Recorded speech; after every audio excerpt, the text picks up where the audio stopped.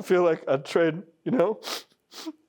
me for him. I feel like if I was there with him on July 24th, I never would have let this happen. July 24th, 1999, Demetrius DuBose, a former Notre Dame and NFL football player, was shot and killed by police in San Diego. His former teammate, John Kouros, has dedicated his life to seeking justice and sharing Demo's story, creating a documentary so that his memory and legacy is not forgotten.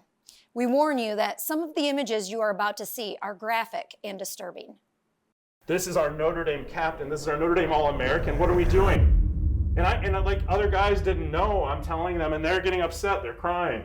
For the past 10 years, John Kouros has poured over thousands of pages of evidence about the death of his friend and teammate, Demetrius DuBose. This is a crime scene walkthrough and an interview from the homicide report. Turning countless hours of testimony, police reports, and interviews with eyewitnesses, family, and teammates into a documentary, Demetrius DuBose, All-American. This is his story, and it's a story of a time and a place that should be remembered forever. Kouros grew up the son of a drama teacher and college football player turned lawyer. He turned down scholarship offers for a preferred walk-on opportunity to play football at his dream school, the University of Notre Dame, for legendary head coach Lou Holtz. Once I got a letter from Lou Holtz, once I got a letter from George Kelly, anyone associated with the program. Once Notre Dame was on the radar, I made it my life's mission to make sure I went there. It was at Notre Dame where Kouros met DuBose, Demo, as he was known by friends and teammates, a relationship that would have a lasting impact on his life. You endure this with these guys, and people like Demetrius become your brother. Demetrius looked out for me. He literally told me how to get better on the field. And Green intercepted. Demetrius DuBose, Green to beat.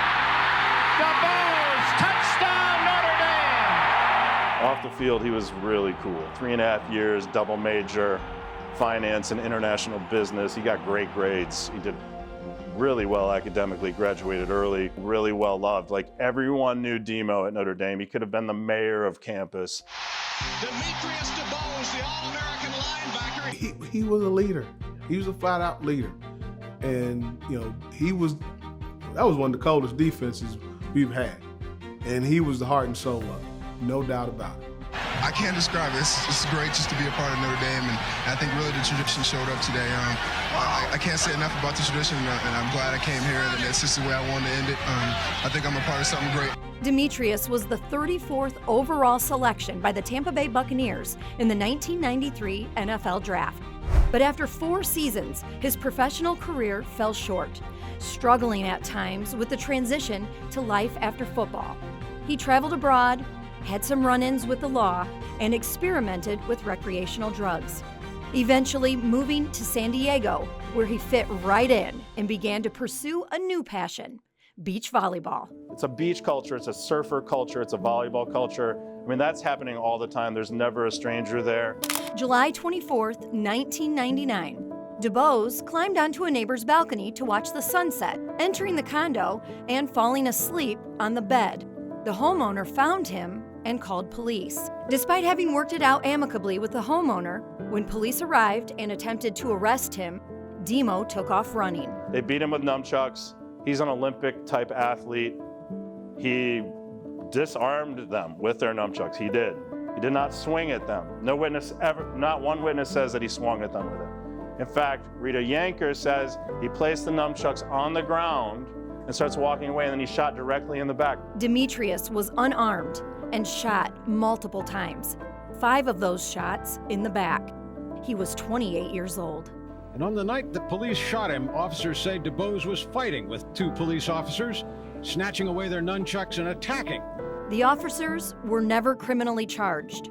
But in May of 2000, the Citizens Review Board on Police Practices concluded while the shooting was a justified use of deadly force, the 2 officers did not exercise sufficient discretion. In February of 2003, a federal jury in a wrongful death suit found the officers to be not liable. I was just so shocked. How did this happen to Demetrius? Why did he get shot so many times? Kouros questions why an eyewitness account indicating that DuBose was unarmed with his back to the police did not lead to criminal charges. ABC57 investigative reporter and former New York City detective Kevin Warmhold sat down with a criminal justice expert at IU to discuss the credibility of eyewitness testimony. Eyewitness statements are very important to a case in terms of establishing a timeline, a narrative, being able to place an individual at a specific scene or event. Now, does there need to be other eyewitness accounts that corroborate what is being told, or some sort of physical evidence? Of course, the prosecution is going to want to have multiple ways to prove the burden of proof beyond a reasonable doubt. Also, having forensic evidence really helps. Is there a difference in how an eyewitness statement is taken into consideration if the police are involved in a suspected incident? I think in any case that could potentially be seen as controversial, right, eyewitness testimony becomes extremely valid. It's almost like it's elevated a little bit more. Kouros says he will never have closure over why Demo's life ended the way it did. But he hopes his documentary will help wake up the echoes and keep Demo's memory alive. And I feel like I'd trade me for him. I feel like if I was there with him on July 24th, I never would have let this happen. But I wasn't. I can't stand in front of the gun. I can't stand. But I can do this. This is what I can do. On April 12th, the morning of the annual Blue Gold football game, Kouros premiered the documentary in front of former teammates, friends, and the Notre Dame community. Another step forward in the healing process. Demetrius, my brother, my heart, it is for you. Well, I'm going to spend the rest of my life making sure that people know the truth about Demetrius DuBose. And he's a complicated, beautiful rainbow of a human being that had flaws too. But who doesn't? Kouros tells me he is talking with representatives from Universal and Netflix, and his long-term goal for proceeds from the film will go towards creating a nonprofit dedicated to helping athletes transition to life after sports, as well as helping take care of Demo's mother, Jackie.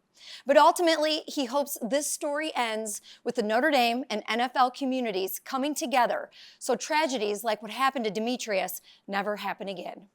In studio, I'm Allison Hayes, ABC 57 News.